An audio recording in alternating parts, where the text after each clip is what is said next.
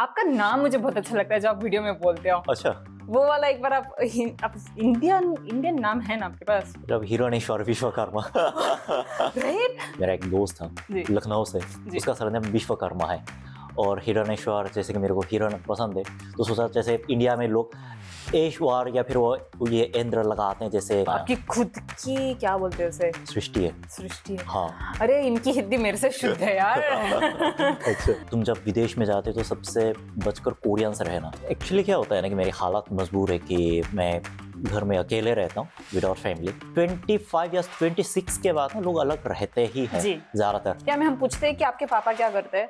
नहीं, देखो कोरिया में हाँ, कोई नहीं पूछता। इसका रीजन क्या है मैं बता देता हूँ। एज पूछना एक तरह से सटीक भाषा का इस्तेमाल करने की एक प्रक्रिया है। तो फॉर्मल इनफॉर्मल लैंग्वेज हिंदी में भी है। हाँ है। जैसे कि है वहाँ पे भी। हाँ। तो उसमें और कोरियन के फॉर्मल इनफॉर्मल में कैसे डिफरेंस होगा? बहुत ही बड़ा डिफरेंस होता है। 4 चीजें होती है जो बहुत कॉमनली लोगों को इंडिया के बारे में पता है। एक कास्ट बहुत कॉमनली आता है। मैं कोरियंस को हिंदी और बंगाली पढ़ाता हूँ अपने चैनल पे। कभी हम कोरियंस की खासियत यह है कि हम अपने परिवार के बारे में इतना बताना पसंद नहीं करते। जी। नमस्ते, नमस्कार, सत श्री अकाल, अन्यहासेयो, भंगापसमीदा, हेलो। लास्ट टाइम हमने जब एपिसोड किया था तो कमेंट्स में बहुत सारे लोगों ने बोला था कि नेक्स्ट टाइम कोरिया के लाला को इनवाइट करो। इस बार मैं सच में उन्हें लेके आई हूँ। इंट्रोड्यूसिंग। Thank you. नमस्ते। हाय। मेरा नाम है जुनहाकली और मैं हूँ दक्षिण कोरिया का निवासी। यही वो चीज है कि मैं अपने हर वीडियो की शुरुआत में बोलता हूँ। आपका नाम मुझे बहुत अच्छा लगता है जो आप वीडियो में बोलते हो। अच्छा, वो वाला एक बार आप इंडियन नाम है ना आपके पास? जब हिरण्येश्वर विश्वकर्मा। राइट। लाइक अरे इतना यूनिक चीज है इनका नाम। बहुत मतलब आपने कैसे बनाया? वो तो रखने का कोई खास रीजन नहीं था। जैसे मेरा एक दोस्त था लखनऊ से, उसका सरनेम विश्वकर्मा है और हिरण्येश्वर, जैसे कि मेरे को हिरण पसंद है तो सोचा जैसे इंडिया में लोग ऐश्वर या फिर वो ये इंद्र लगाते हैं, जैसे इंद्रेश्वर वगैरह। तो भगवान के स्टोरीज में बहुत सुना है मैंने। हाँ, तो उसको मैंने अपने पसंदीदा जानवर से जोड़कर विश्वकर्मा पीछे लगा के बनाया। तो आपकी खुद की क्या बोलते हैं उसे? सृष्टि है। सृष्टि है। हाँ। अरे इनकी हिंदी मेरे से शुद्ध है यार। अच्छा। मेरी हिंदी की पूरी वाट लगी चुकी है। मेरे फ्रेंड्स जो है हैदराबाद से कोई है, कोई मतलब केरला से है, कोई इधर उधर से, सबकी हिंदी मेरे इसमें आपको मिक्स मिलेगी। ओके।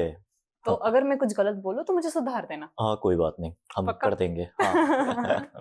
तो आज मैंने जब आपको इनवाइट किया था, हाँ, एक चीज बहुत सरप्राइजिंग थी मेरे लिए। हाँ जी, बोलिए। कि आपने रिप्लाई किया। अच्छा, नहीं हम नॉर्मली ऐसे रिप्लाई नहीं आते जिनको ओके। हाँ, मैं ऐसे नहीं बोल रही कि सब इंडियंस ऐसे होते हैं, लेकिन जब मैंने कोरिया में इंडियंस जो रहते हैं उन्हें कांटेक्ट किया तो उनकी रिप्लाई कभी नहीं आया मुझे। अच्छा, मैं नॉर्मली अकेले रहना पसंद करता हूँ, जी। लेकिन मुझे नए लोगों से मिलने में, उनके बारे में जानने में, उनसे बात करने में मुझे अच्छा लगता है। चाहे वो कैसा भी बंदा हो, मतलब इंडियन हो, कोरियन हो, मेरे को फर्क नहीं पड़ता। और जैसे मुझे इंडिया छोड़े हुए काफी टाइम हो गया। 2019 में मैंने इंडिया छोड़ा था, कोरोना के पहले। हाँ, तो ना कोरिया में जब इंडियन जो लोग रहते हैं उनसे मिलते हैं तो मुझे अच्छा लगता है। जैसे मैं कोरिया में इंडियंस के बारे में जब भी बात करती हूँ लोगों को, तो जब मैं इंडिया में जाती हूँ जो मेरे को वाइब्स इंडियन से मिलती है ना, वो कोरिया में नहीं मिलती। अच्छा।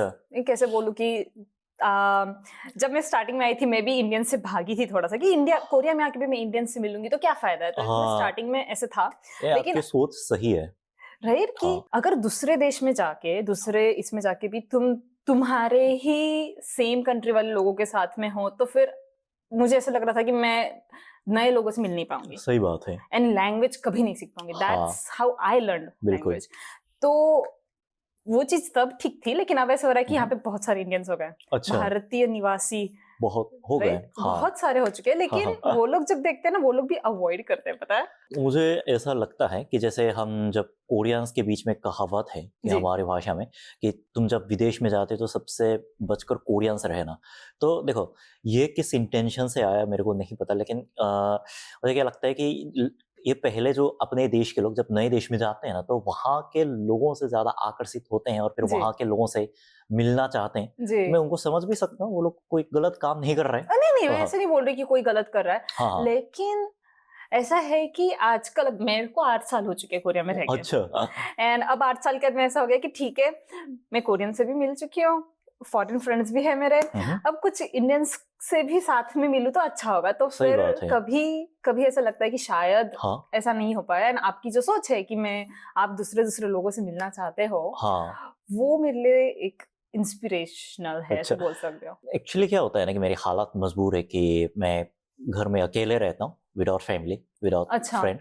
आपको शायद पता होगा कि कोरिया में ना एक कल्चर ऐसा होता है कि 25 या 26 के बाद ना लोग अलग रहते ही हैं जी। ज्यादातर। जी। तो मेरे भी यही केस है। तो मेरा जो लाइफ होता है ना, काम भी मैं घर पे करता हूँ, तो लोगों से मिलना नहीं हो पाता। तो देखो, इंसान को इंसान चाहिए होता है, जी। लेकिन मैं जहाँ पे रहता हूँ वहाँ मेरा कोई बैकग्राउंड नहीं है, ना मेरी पढ़ाई वहीं पे हुई है, ना मैं किसी को जानता हूँ। तो जैसे देखो, नॉर्मली मैं हफ्ते में 6 दिन घर पे बैठ के काम करता हूँ, लेकिन 1-2 दिन किसी से मिलता हूँ तो अच्छा ही लगता है। अब मुझे समझ में आया, बराबर है यार, मैं घर में अगर बैठी रहूंगी तो फिर मेरा भी काम अभी ऐसा है कि हम खुद भी बिजनेस कर रहे हैं, तो हम हाँ। ज्यादा लोगों को यहाँ पे वहाँ पे मिल नहीं पाते, क्योंकि मोस्ट ऑफ द काम कंप्यूटर पे होता है। हाँ। एंड कभी जाते हैं तो मीटिंग्स के लिए बोलो, या फिर लेक्चर देने के लिए भी जा रहे हो, तो हाँ, लेक्चर हाँ। दे के तुम वापस आते हो, तुम वहाँ पे मतलब ज्यादा टाइम स्पेंड नहीं करते। हाँ। शूटिंग में भी वही सेम चीज होती है, यू गो, हम्म, आप शूट करते हो and then it's tata bye bye, क्योंकि काम है ना वो चीज। हाँ। तो फिर ऐसे कि लोगों से मिलना होता नहीं है। हाँ, सही में। एंड मैं अभी इंडियंस के बारे में बात कर रही थी, लेकिन मेरा एक्सपीरियंस जो कोरिया में है, हाँ। यहाँ पे भी नए लोगों को मिलना आसान नहीं है। नहीं है, बिल्कुल भी नहीं है। वो इसलिए आसान नहीं है क्योंकि मैं दक्षिण कोरिया के निवासी होने के नाते जी। मैं प्रॉपर कोरियन माहौल में रहा हूँ। जी। जैसे देखो, चार्ली भाई अपने आधे से ज़्यादा टाइम, मतलब मैक्सिमम टाइम इंडिया में बिताया, जी। यूएस में बिताया, लेकिन मैं प्रॉपर कोरिया में रहा हूँ। तो ना, जैसे मेरी एक्सेंट से लग नहीं रहा होगा, लेकिन मेरी सोच प्रॉपर कोरियन वाली सोच है। जी। तो देखो, कोरिया में ना ऐसे 75 नियम होते हैं, जब आप नए लोगों से मिलते हैं तो हमें बचना होता है। जैसे कि हम कोरियंस कभी मुलाकात में अपनी फैमिली के बारे में नहीं पूछ सकते। खास करके इंडिया में जो होता है कि आपके व्हाट, पापा क्या करते हैं? ये सबसे बड़ी बदतमीज मानी जाती है। अगर आपको मतलब किसी कोरिया से रिश्ता खराब करना है तो जरूर पूछो। कई कोरियन बोलेंगे कि तुमको क्या करना है, मेरे पापा क्या करते हैं, तुम्हारी हिम्मत कैसे हुई ये बात पूछने की। हाँ, ये बात बहुत ही सही है। सेंसिटिव सवाल हो जाता है। और फिर आजकल जो जैसे होता है ना कि जैसे जो क्या बोलते हैं दीवार होता है, वो दुनिया भर में सिर्फ कोरिया और जापान में बहुत ज्यादा है, यानी कि जिससे लोग बचते हैं, जो हमको नहीं करना चाहिए। और आप हमारी भाषा को जानते हैं, हमारी भाषा में जो इतने अच्छे श्रेणी में जो उसको विभाजित किया गया है, यानी कि कुछ फॉर्मर, एक्स्ट्रा फॉर्मर, और फिर ओह माय गॉड। और वो सेमी फॉर्मर, वही लोग समझ सकते हैं जिनकी मातृभाषा कोरियन है, जो कि जी। मेरी है। तो ऐसे भाषा में पता है हम क्या करते हैं कि हम संवाद कर लेते हैं लोगों से, लेकिन उसमें ना वो अपनापन वाला फीलिंग नहीं आता। हम फॉर्मली बात जरूर कर सकते हैं, लेकिन उसमें दोस्ती का भाव नहीं आता। जी। तो जैसे कि अभी कोरियन में अगर मैं एग्जांपल दूं, मेरे एक दोस्त है एंड वो कभी कभी बोलते हैं कि 이렇게 하면 되겠습니다, एंड हाँ। मतलब है you can do this, and वो जो है इसमें 되겠습니다, राइट, जो भी आप वर्ड है, उसमें कभी मुझे ऐसा नहीं लगता है कि it's like he is keeping the distance, वहां हाँ। पे दूरियां रख रहा है। हाँ। 이렇게 해줘, 막 हाँ। 이렇게 하면 돼요, it's not even that. So हाँ। the first one is like extra formal, वही। the second one was like हाँ। informal, and third one is semi formal, सही में। राइट। तो मुझे आप जो बोले ना, उसमें से मैंने कभी सोचा नहीं उसके बारे में। सच में यार, इंडिया में हम पूछते हैं कि आपके पापा क्या करते हैं, नहीं देखो, लेकिन कोरिया में हाँ, कोई नहीं पूछता। हाँ, कोई नहीं पूछ रहा है, तो पूछना भी नहीं चाहिए एक्चुअली। पूछना भी नहीं चाहिए। हाँ, एक्चुअली पक्का वो है। क्या होता है ना कि जो आप जिस भाषा को मातृभाषा के रूप में इस्तेमाल करते हो, तो उसकी जो फीलिंग होती है ना, ये वही बंदा समझ सकते हैं जो बचपन से उसी भाषा में संवाद करते आ रहे हो। जैसे आपने बचपन में तो कोरियन बोली होगी नहीं नहीं। कि स्कूल में, लेकिन नहीं। हमारा जो स्कूल एजुकेशन, कंपनी माहौल, जो सारे हम लगभग समझो 20 साल से हम कोरियन माहौल में रह रहे हैं ना, जी। तो उसमें क्या होता है कि एक ऐसा दीवार होती है। इसका मतलब ये है कि अगर हम फॉर्मर में बात करते हैं तो समझो काम तो निपटा रहे हैं, लेकिन इसका मतलब ये नहीं कि हम दोस्त हैं, समझ रहे हो? वो वाली फीलिंग कभी नहीं आती जब तक हम भनमाल, जिसका मतलब इन्फॉर्मर होता है, जब तक हम भनमाल में किसी से बात करने लगे ना, तो हम मानते हैं कि हाँ, ये सच्ची में मेरा दोस्त है, इसको हम दिल खोल बैठे हैं। लेकिन उसके बारे में ठीक है, मैं आप जो बोल रहे हो मैं पक्का बोलती हूँ उसके बारे में, लेकिन ऐसी चीज हो चुकी है कि मैं कोरियन में बात करती हूँ, एंड जब मैं एक आधे कोई नए इंसान से मिल रही हूँ, उन्हें मेरे दोस्त बनना है, तो इवन दो हम ज्यादा एक दूसरे को जानते नहीं हैं, वो मुझे डायरेक्टली पूछते हैं कि बाल ताचो तो थे, can I talk to you in informal language. अगर हम फिर भी क्लोज भी नहीं है तो भी जस्ट टू फील दैट। तो मुझे कभी कभी ऐसा लगता है कि हाँ, फनमार is like something you really talk with your friend, but कभी कभी मतलब तुम बात कर रहे हो फनमार में, इनफॉर्मल लैंग्वेज में, बट तुम उतने क्लोज नहीं हो, ऐसे भी होता है। मतलब देखो एक्चुअली, एंड ये बात मुझे लगता है कि ये बंदे पे निर्भर करने वाली बात है। हो सकता है कि अगर भनमर में बोल रहा हो तो वो सच्ची में क्लोज होना चाहता है, लेकिन कुछ लोग ऐसे होते हैं कि वो जो सिर्फ भानमर में बोल रहे हैं क्योंकि उनको भानमर बोलने में अच्छा लगता होगा। जो भी है तो वो भी है। ये देश की बात नहीं है, देश के लोगों की बात नहीं है, ये हाँ, एक बंदे की बात है। अगर उसको जैसा अच्छा लगे वो वैसे बोलेगा। तो आपने बोला था अभी हाँ, कुछ देर पहले कि देयर आर 75 थिंग्स। हाँ। उसमें से मुझे याद आया कि कोरिया में आपने बोला कि हम पिताजी के बारे में नहीं पूछ सकते, लेकिन कोरिया में ये क्वेश्चन बहुत कॉमनली पूछता है कि आपकी एज क्या है? हाँ, नहीं एक ये पूछना ही चाहिए क्योंकि इसका रीज़न क्या है मैं बता देता हूँ। जी, एज़ अ कोरियन मैं उसका बहुत ही वैज्ञानिक कारण बता सकता हूँ कि जी, हमारी जो भाषा होती है ना कोरियन भाषा, उसमें अगर हमारी उम्र के हिसाब से हमारे जो फ़ॉर्म होते हैं वो बदल जाते जी। हैं। लेकिन शुरुआत में हमें पता नहीं चलता कि बंदे की एज क्या है। तो जब तक हमें सामने वाले बंदे की ठीक एज पता नहीं चल जाती तब तक हम ये फ़ॉर्म डिसाइड नहीं कर सकते कि हमें कौन-सी भाषा का इस्तेमाल करके उनसे बात करनी है। तो ये एज पूछना एक तरह से सटीक भाषा का इस्तेमाल करने की एक प्रक्रिया है। तो मुझे एक चीज़ बताओ कि आप हिंदी भी बोलते हो और आप कोरियन भी बात करते हो।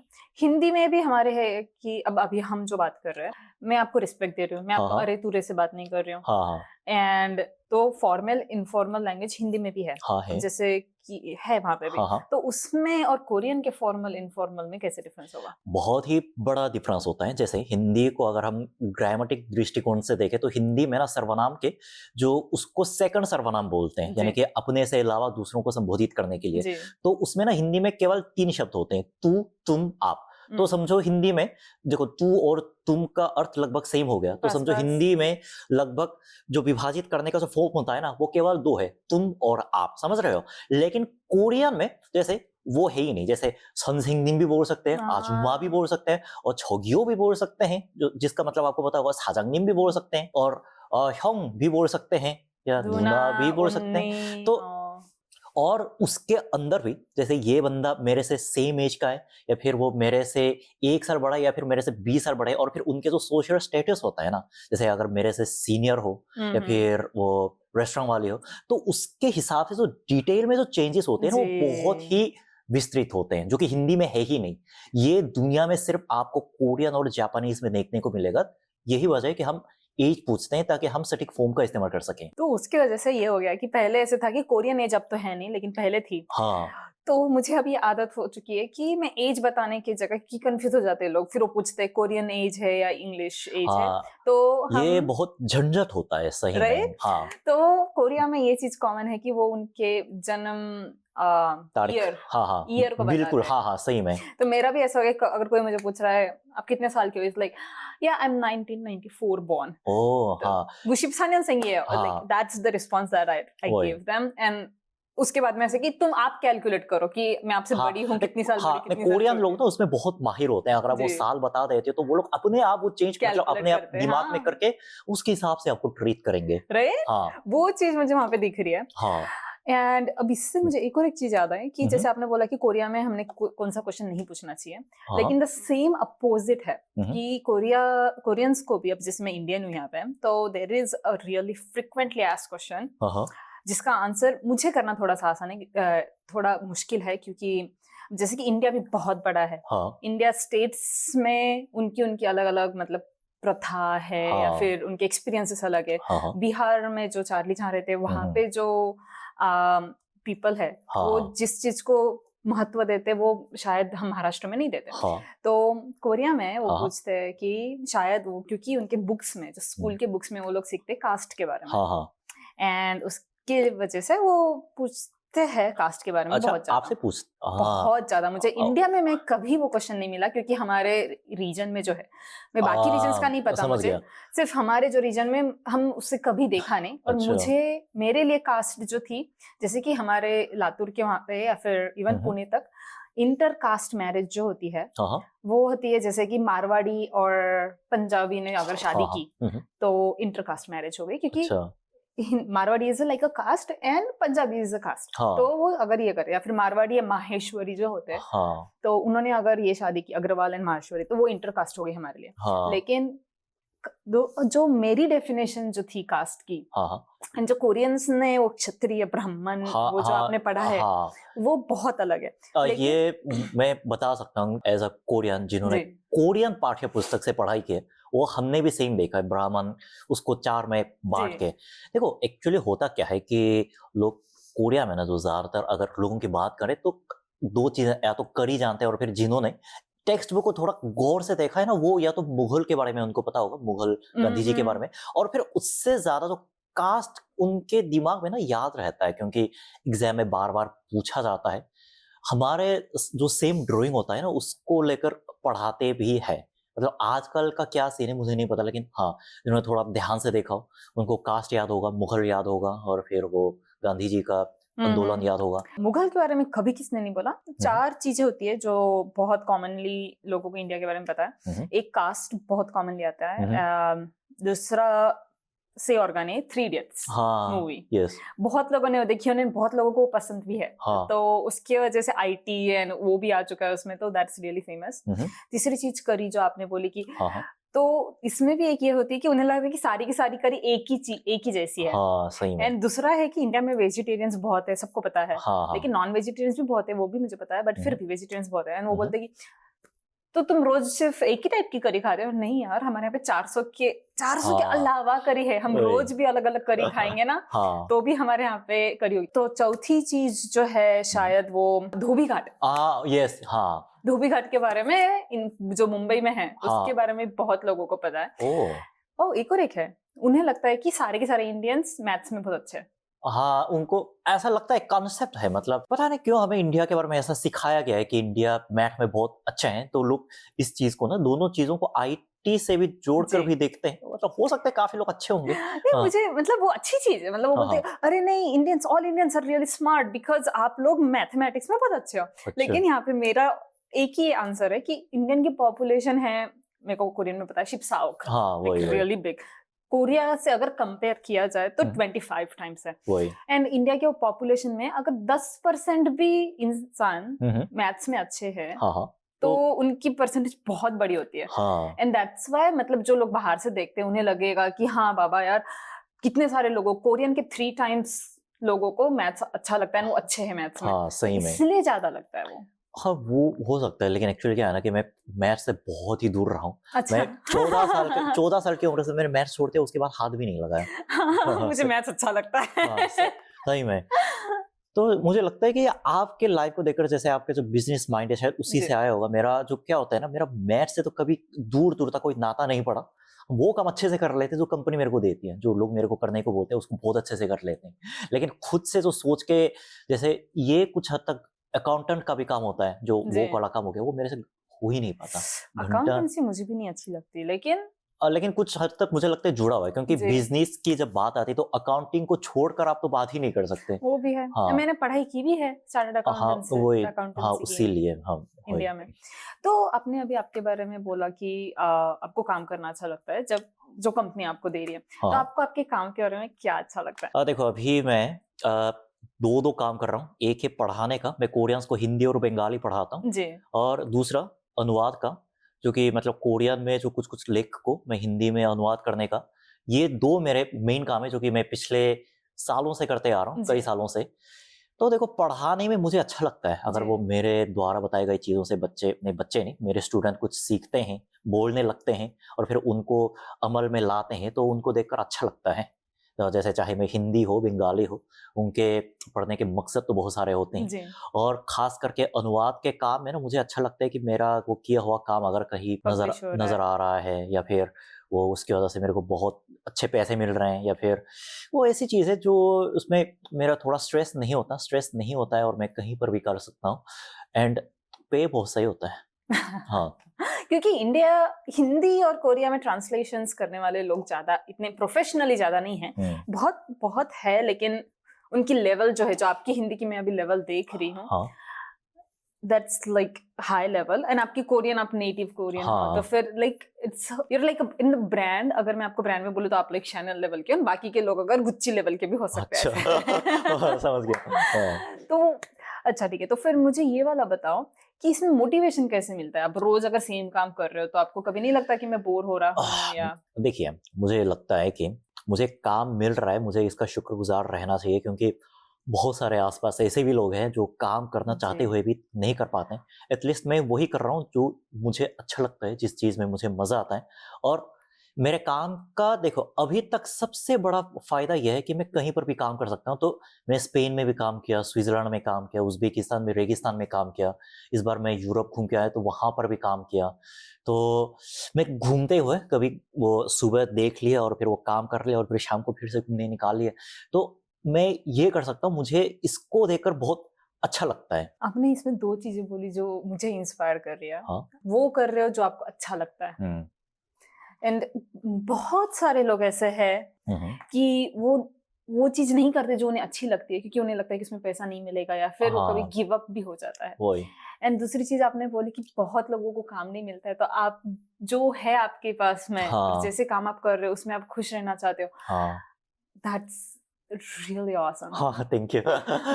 इतने लोग नहीं, मतलब वो खुद के बारे में सोचते हैं। बहुत सारे लोग हैं इंडिया में, कहीं पे पूरी दुनिया में, हुँ, हुँ। जो थोड़े से मतलब भूल जाते हैं कि वी हुँ। शुड बी हैप्पी और वी शुड बी थैंकफुल हाँ, वही फॉर चीज़ द है। Things we have. हाँ। एंड आपका एटीट्यूड जो है मुझे बहुत अच्छा लगा ओह! अचानक थैंक से। You so much. मुझे क्या लगता है कि अभी तक हालाँकि मेरी उम्र इतनी भी ज़्यादा नहीं है, जी। लेकिन मैं आस-पास काफ़ी लोगों को देखता हूँ दुनिया में घूमते हुए। बहुत अलग-अलग बैकग्राउंड के लोगों से मिलता भी हूँ, जी। उनके बारे में जानता हूँ, बात करता हूँ।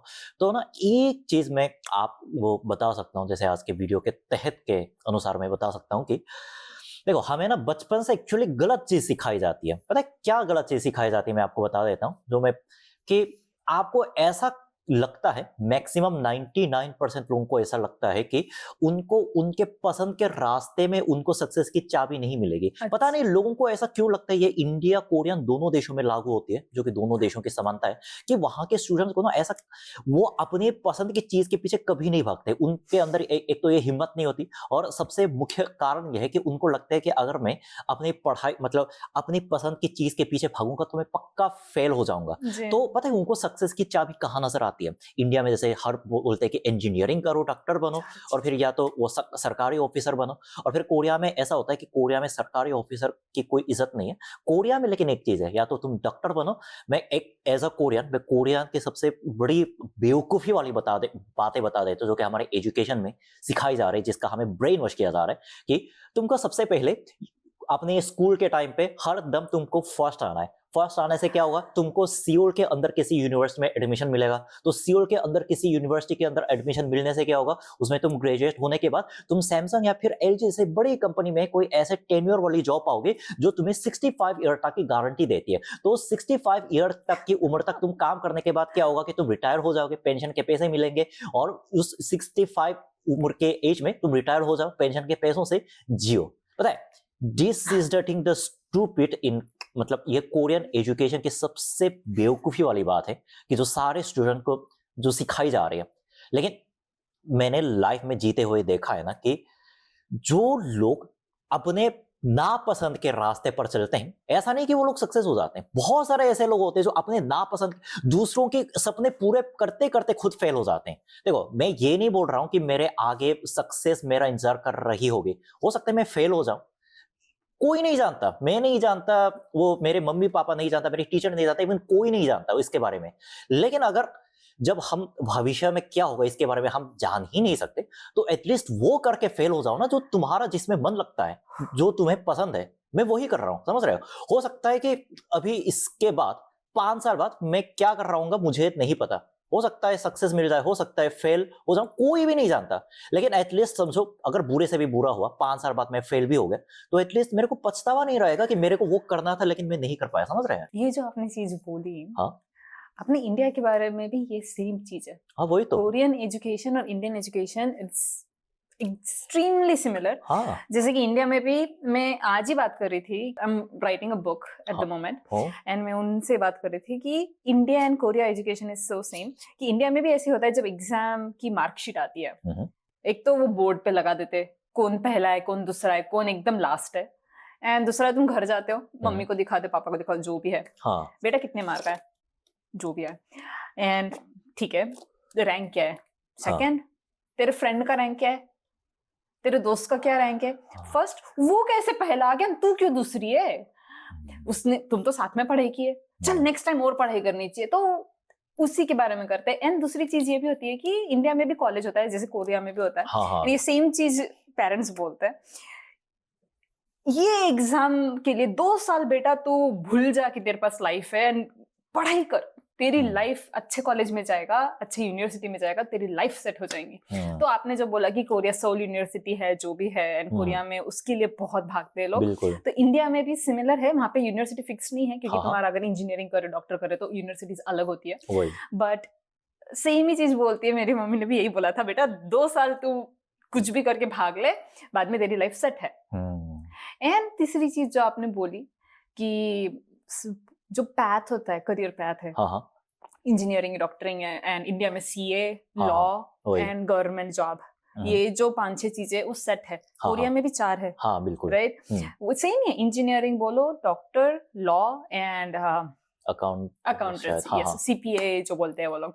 बहुत सारे बार ऐसे बोलते हैं कि पेरेंट्स इन चीज के लिए फोर्स करते हैं हाँ, कि ऐसे करोगे तो तुम्हारी लाइफ होगी, लेकिन जो लाइफ उन्हें मिलती है ना, जो आपने बोला कि हाँ। इतने साल 65 साल काम करो उसके बाद तुम रिटायर हो जाओ, मिडिल क्लास की लाइफ है, उसमें तुम रोज सुबह उठोगे, आंख खोलोगे, तैयार होगे, ऑफिस जाओगे, दिन भर घिसा पीटा काम करोगे, शाम में आओगे, खाना खाओगे, सो जाओगे, यही चीज हो रही है। हाँ। एंड उसमें तुम खुश हो या नहीं हो, ये क्वेश्चन आपको पूछना पड़ेगा कि हाँ मैं खुश हूँ क्या नहीं हूँ, हाँ। मैं मेरे लाइफ में क्या कर रहा हूँ, क्या कर रही हूँ। हाँ, देखो मैंने अपने चैनल पे कभी, हम कोरियंस की खासियत यह है कि हम अपने परिवार के बारे में इतना बताना पसंद नहीं करते। जी, ये हमारे रग में नहीं है, पता नहीं क्यों, लेकिन मैं एज अ कोरियन मैं भी ऐसा महसूस करता हूँ। लेकिन मेरे मम्मी पापा ने आज तक मेरे को कभी नहीं बोला कि तुमको कुछ बनना है। उन्होंने बस मेरे को अपने पे छोड़ दिया। तो पता है, मैंने वो हर चीज़ कोशिश की जो मेरे को अच्छा लगता था। पहले मेरे को मंगोलिया की भाषा अच्छी लगती, तो मैंने वो पढ़ाई की। मज़ा नहीं आया तो छोड़ दिया। तो फिर मैंने पहले, उसके बाद मैंने वियतनामीज़ की भाषा पढ़ाई की, वो नहीं जमा छोड़ दिया। तो 2 भाषा भी जो मेरे हाथ लगे वो हिंदी जो सबसे अच्छी है, और फिर बंगाली। तो देखो, मैं ये नहीं बोल रहा कि मेरे अभी कोरिया में ना बहुत सक्सेस के अजीब डेफिनेशन होते हैं 2 जी। तरह के। एक तो गैंगना में तुम्हारे पास एक घर होना चाहिए, और दूसरा तुम्हारे पास कोई ऐसे जॉब होना चाहिए जो तेरे को 65 ईयर तक की टेन्योर की गारंटी दे। जी, ये टिपिकल कोरियन थिंग है। तो देखो, अभी मेरे पास दोनों नहीं है। समझ रहे हो? मेरे पास दोनों नहीं है। लेकिन एटलीस्ट मेरे सर पे कोई लोन नहीं है आज तक। और मैंने आज तक, जैसे वो मैंने हिंदी सीखना चाहा, हिंदी सीखा। इंडिया रहने का मन किया तो रह के भी देखा। वो रहना, जैसे आपको पता है कि कुछ-कुछ बातें अच्छी लगती है, कुछ-कुछ बातें अच्छी नहीं भी लगती है। हाँ, वो तो आप रहकर ही बता सकते जी। हो। उसके बाद मेरे को उज़्बेकिस्तान की भाषा सीखनी थी, तो वो सीख के मैं 3 बार उज़्बेकिस्तान जाके भी आया हूँ। और फिर अचानक मेरा मन होता है कि चलो यार इस बार यूरोप घूमने चलते हैं। तो मैं यूरोप जाके आया, और फिर मेरे मन में, कोविड के टाइम की बात है, कि मेरे मन में ख्याल आया कि चलो ठीक है यार, यूट्यूब शुरू करते हैं। मुझे नहीं पता कि कितने पैसे आएँगे, ज़्यादा भी आ सकते हैं, कम भी आ सकते हैं। तो शुरू किया, मतलब कम ही आए एक्चुअली पैसे, लेकिन हाँ, वो एट लीस्ट वो कुछ अनुभव है। तो इसमें क्या होता है ना कि अभी जो मेरी लाइफ़ है कोरिया के सक्सेस ऑफ डेफिनेशन के कोरिया से काफ़ी हो सकता है अलग हो, क्योंकि मेरे पे कोई टेन्योर जॉब नहीं है। मैं फ्रीलांसर के तौर पर काम करता हूँ, जी, जो कि जिसका कॉन्ट्रैक्ट इस दिसंबर साल तक है, समझ रहे हो? जी। तो उसके बाद क्या होगा मेरे को नहीं पता। जो होगा वो अच्छे के लिए भी हो सकता है, वो मुझे कोई नहीं जानता। लेकिन अगर मैं अभी जैसे 25 इयर्स तक के अपनी लाइफ को मुड़ कर देखूं, तो अभी तक ऐसा कोई पछतावा मैंने छोड़ नहीं दिया कि मेरे को ये करना था और मैंने नहीं किया। तो मुझे लगता है कि यही एक अच्छी जिंदगी है, गैंगनाम में घर लेना। वहाँ पे क्या है, वहाँ वहाँ पे बाढ़ आती है तो सबसे सबसे पहले पहले पानी तो वहाँ पे भरता है, समझ रहे हैं? सबसे पहला पानी तो वहाँ पे भरता है, सबसे ज़्यादा रास्ता तो वहीं पे जम जाते हैं। मेरा जो एरिया होता है सेउल से दूर है, वहाँ पे कुछ नहीं होता। बराबर।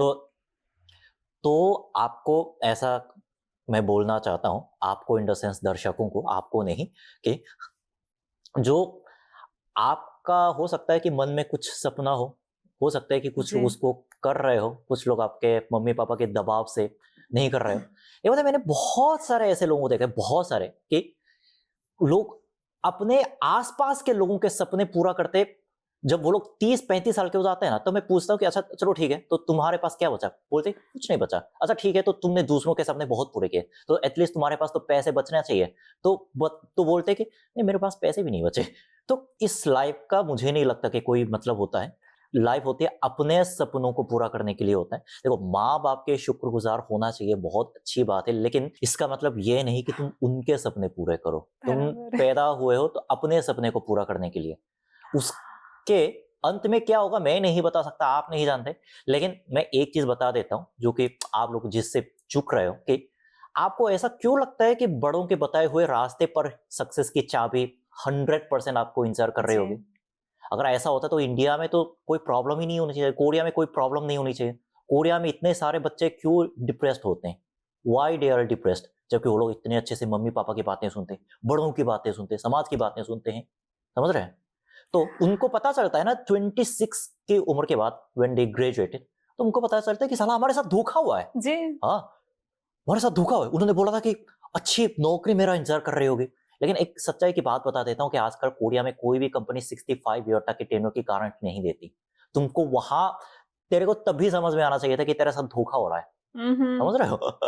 ने जो भी बातें बोली, क्या हाँ, बात बोली, इतनी सारी बातें बोली है आपने उसमें। एंड मैंने मेरा खुद का करियर 3 बार चेंज किया है। ओह, तो इंडिया में कॉलेज सिस्टम होती है। हाँ हाँ, मैंने तब बायो मेडिकल की पढ़ाई की थी। ओह, तब मुझे 10th के बाद में मुझे पता नहीं था कि मुझे क्या करना है। अच्छा, तो मम्मी ने बोला कि बेटा तू एक बार साइंस कर ले कि डॉक्टर बन जा। मैंने बोला ठीक है। हम्म, मेरे फ्रेंड्स भी सब डॉक्टर में जा रहे थे, तो मैं उनके पीछे पीछे चली गई। 2 साल किया, मजा नहीं आया, हाँ, मार्क्स भी अच्छे अच्छा नहीं तो आए। छोड़ दिया।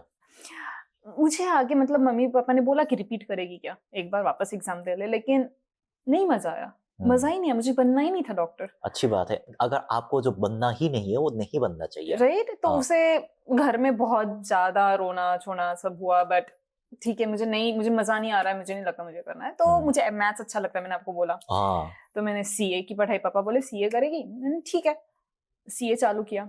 एंड सब ऐसे हो गया कि मेरे पापा सीए है, तो आगे जाके पापा का ऑफिस संभाल लेंगे, हाँ, हाँ, मुझे वो करना है नहीं, और आपको वो नहीं करना था। मुझे वो नहीं करना है। हाँ, मैंने तीसरी एग्जाम ही नहीं दी। अच्छी बात है। एंड बाद में फिर ऐसे हुआ कि तब काम करना चालू किया, काम में मजा आ रहा है, बिजनेस में मजा आ रहा है। तो धीरे से ऐसे ध्यान में आया कि ठीक है यार बिजनेस में आ रहा है। एंड मैं कोरिया इसलिए आई हूँ हाँ, हाँ, कि मुझे मेरे बलबूते पे कुछ तो करना था। ओह, मतलब कि चाहे बिजनेस या कुछ। जो भी हो, मेरी लाइफ में मेरे मम्मी पापा की हेल्प बोलो या कोई दूसरे इंडियन की हेल्प बोलो, उनकी हेल्प बिना लेके मुझे देखना था कि मैं खुद के बलबूते पे, जहाँ पे मेरे को कुछ भी बेस नहीं है, वहां पे जाके कुछ हाँ, कर सकती हूँ क्या। ओह, एंड वो जो जिद थी मेरी, हम्म, उसकी वजह से मैं कोरिया में टिक पाई। स्टार्टिंग में आई वाज वेजिटेरियन, 8 साल। खाने के लिए कुछ नहीं था। हाँ, यही होता है। आपको बता रहा हूँ कोरिया में ना 90% 99% खाना नॉनवेज होता है, 99%। 99% हाँ, सच में। अभी वीगन बहुत चल रहा है एंड आजकल लेकिन चल वो रहा भी है कुछ कुछ जगह पे, सियोल में। अब सियोल समझो में। सियोल के बराबर बाहर जाओगे तो उम्मीद छोड़ दो। बराबर है। तो 3 महीने में मेरा 9 किलो वजन कम हुआ था ओह माय जब गॉड। मैं पहली बार आई थी, क्योंकि खाने के लिए मुझे पता ही नहीं था कि मैं क्या खा सकती हूँ, क्या नहीं खा वही सकती हूँ। वही होता है। एंड अब ऐसा है कि कोरियन कंपनीज में काम करके देखा एंड एवरीथिंग देखा, था कि मेरा गोल तो था यार कि मुझे करना है business. And now I started.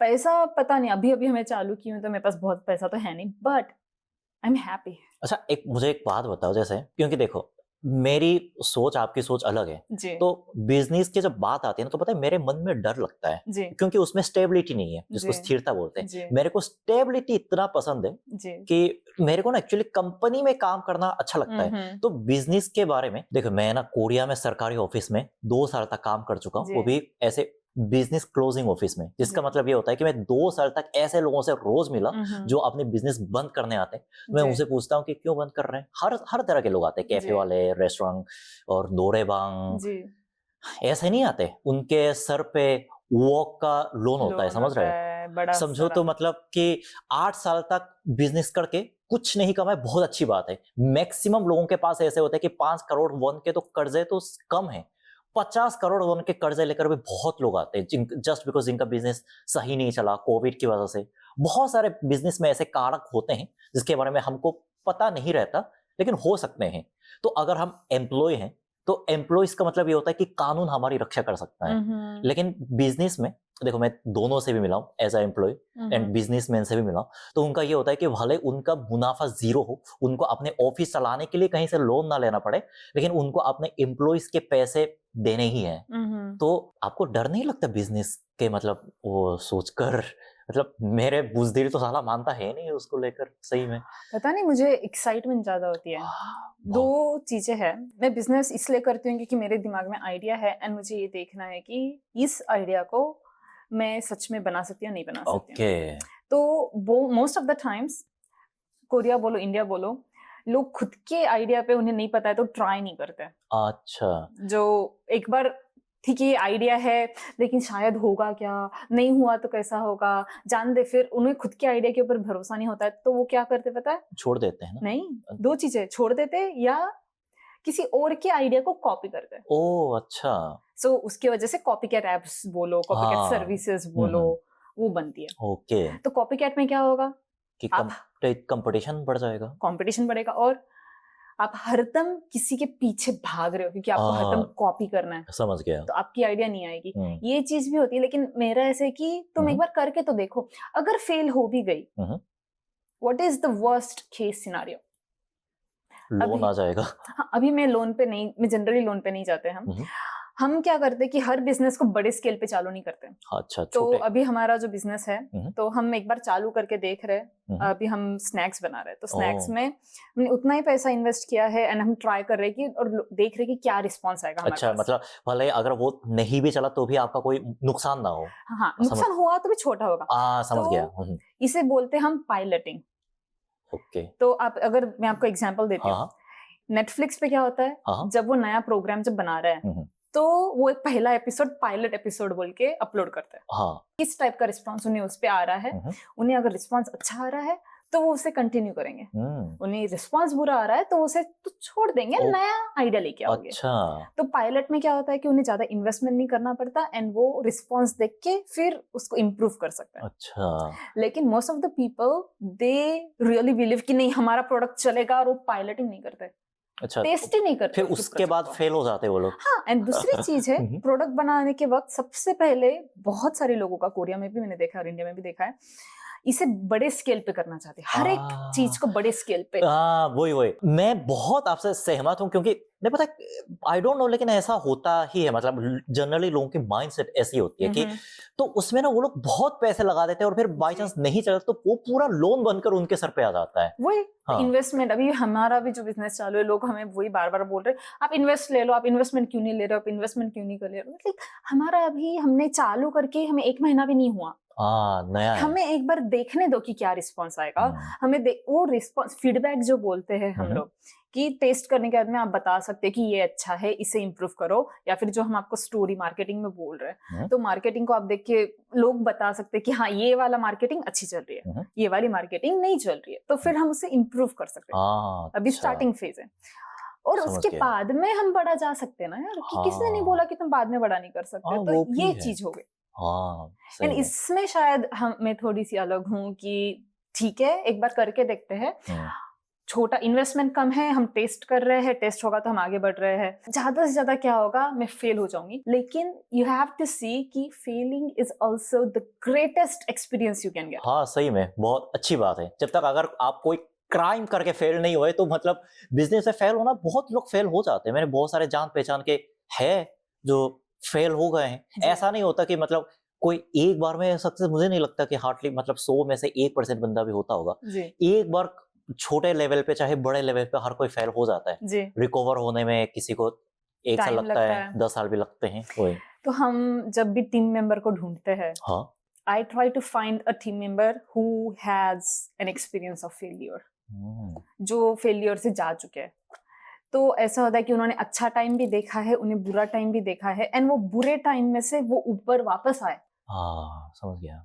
वो चीज जिनके पास होती है ना, उनके पास फिर वो लोग ऐसे कि नए आइडियाज के लिए वो लोग थोड़ा सा ओपन होता है, नए माइंड सेट होता है उनके पास में, वो सही में let's do it together, let's make it work. नहीं सही में होता है। देखो मैं ज्यादा बिजनेस फील्ड में हूँ नहीं, तो ऐसे लोगों से ज्यादातर मिला तो नहीं हूँ, लेकिन जैसे मैंने आमने सामने से बहुत लोगों को देखा है, मतलब उस डिपार्टमेंट में काम करते हुए।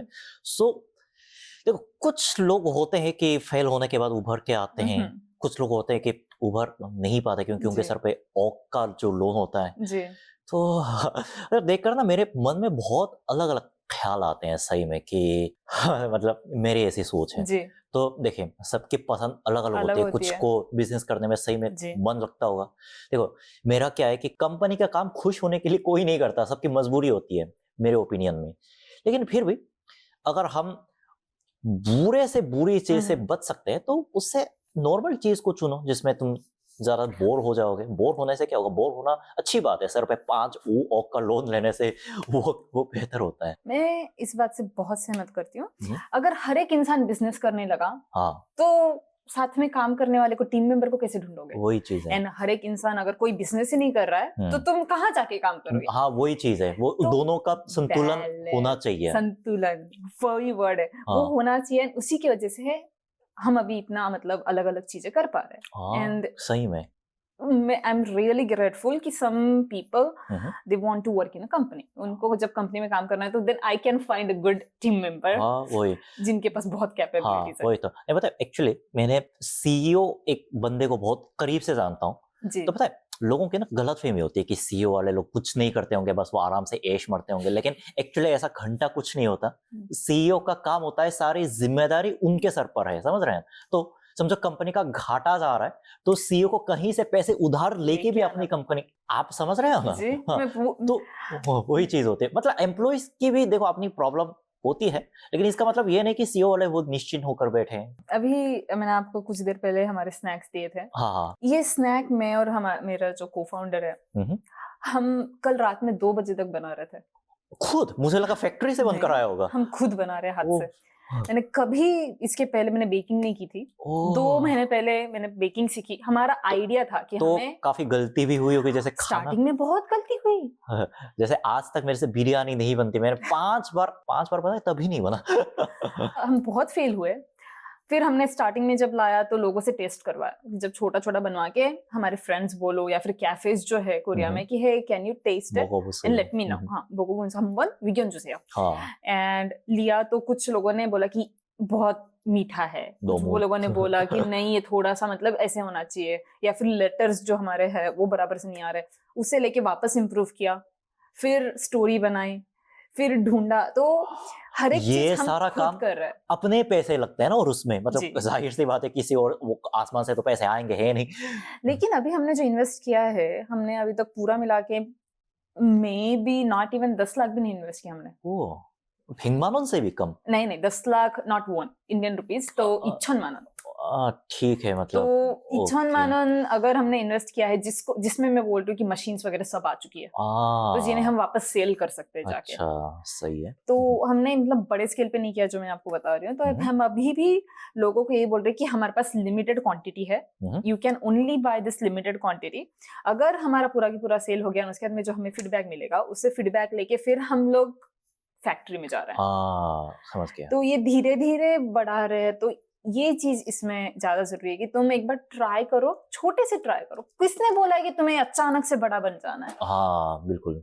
एंड दूसरी चीज ऐसी होती है जब लोगों को बिजनेस के बारे में आता है ना, ये मैंने बहुत देखा है कोरिया में, मेरे साथ खुद के साथ हुआ है। हाँ मैं कंपनी में काम करती थी, कोरियन कंपनी में आई वाज वर्किंग। हम्म, मैं इंडियन पूरी कंट्री मैनेजर थी, तो it's not like regular kind of job. वहां पे भी मैं सीख रही थी बहुत, लेकिन मेरे को तो पहले से बिजनेस करना था। मैं तो कोरिया में आई उसके लिए थी कि मुझे आगे जाके कोरिया के बारे में सीखना है, कोरियन बिजनेस कैसे वर्क होता है वो सीखना है, बाद में मेरा खुद का बिजनेस करना है। लेकिन जो मेरे आजू बाजू वाले जब लोग थे, मेरे दोस्त भी जो भी है, जब भी मैं उन्होंने कभी आइडिया लेके गई, उनके पास से मेरे को फीडबैक आता था कि बिजनेस मुश्किल होता है, तुम कर पाओगी नहीं कर पाओगी, तुम लड़की हो, तुम फॉरेनर हो, नहीं हुआ तो तुम क्या करोगी, तुम्हारी अभी भी इतनी जॉब अच्छी है, तुम्हें पैसे भी अच्छे मिल रहे हैं, क्यों करना है, अच्छे से तुम लाइफ रह रहे हो, 10 और एक्सपीरियंस लो, अभी तुम्हें एक्सपीरियंस नहीं है। अच्छा बहुत ओपिनियंस आए एंड उसके से मैं डर भी गई, सच में डरी मैं। हाँ इसकी वजह से मैंने लेट चालू किया।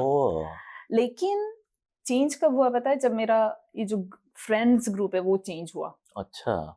तो मैं एक पॉडकास्ट देख रही थी, पॉडकास्ट में किसी ने बोला था कि तुम्हारा जो सराउंडिंग है, तुम्हारा जो सर्कल, जो क्लोज फ्रेंड्स है, जो 5 क्लोज पीपल है, मम्मी पापा जो भी सब मिला के, वो तुम पे बहुत इन्फ्लुएंस करता है। हाँ नहीं मुझे भी ऐसा लगता है। मैं बहुत अलग अलग बैकग्राउंड के अलग अलग लोगों से मिला हूँ जी, जो कुछ लोग होते हैं बहुत अमीर होते हैं, जी मेरी उम्र में गैंगनाम में एक बिल्डिंग। जी हाँ, और कुछ लोग होते हैं जो चाली के जैसे होते हैं, जी जो बाहर बहुत रह के आए, जिनके जी माइंड हमसे अलग होते हैं।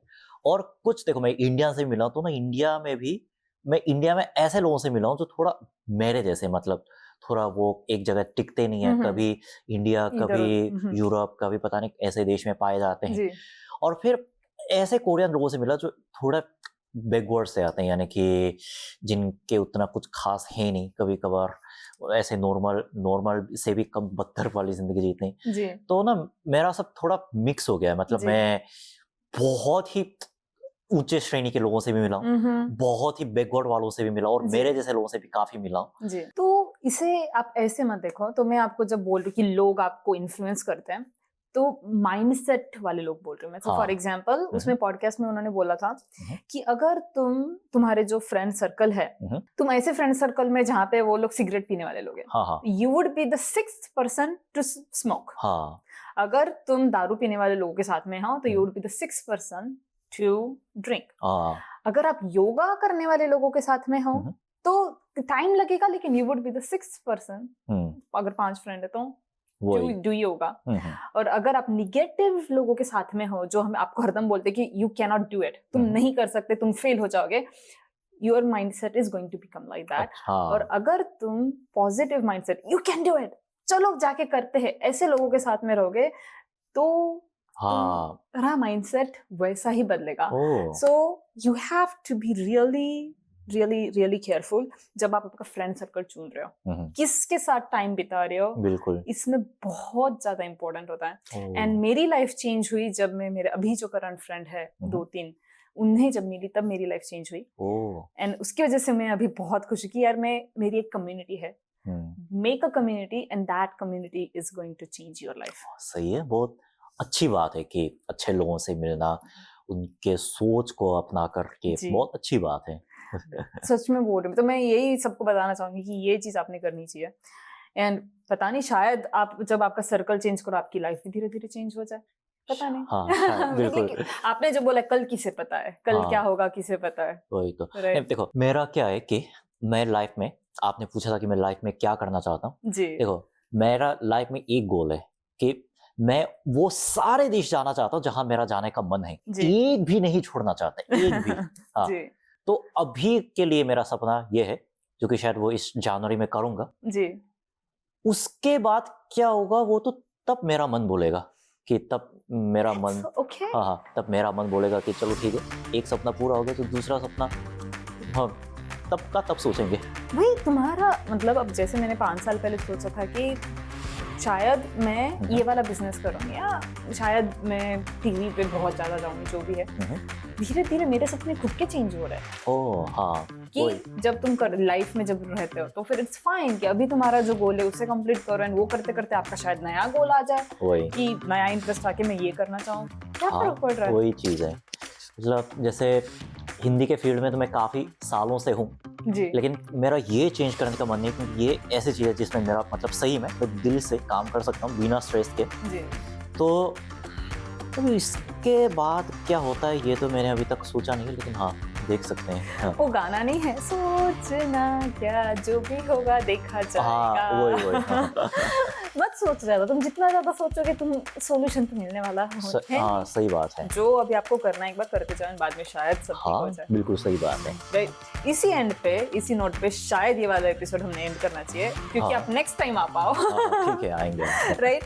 तो हमें शायद दर्शकों को मुझे ये पूछना है कि आपको क्या करना है, आप अगर सच में आपको जो करना है वो चीज कर रहे हो, या फिर आप जस्ट एक ऐसी लाइफ जी रहे हो जहाँ पे आप वो नदी के साथ बह चुके हो। Let us know, and next time अगर आप और कुछ जानना चाहते हो, पक्का पूछना जुनहाक से, आपका हिरेंद्र आपने बोला था next time he is going to come back. आपको लास्ट में कुछ बोलना? अच्छा लगा इनसे मिलके, नए लोगों से मिलना अच्छा लगता है, मन को एक नए भावना देता है। और तो आपको अगले एपिसोड में मिलने की उम्मीद करते हैं। सत श्री अकाल अगेन, बाय।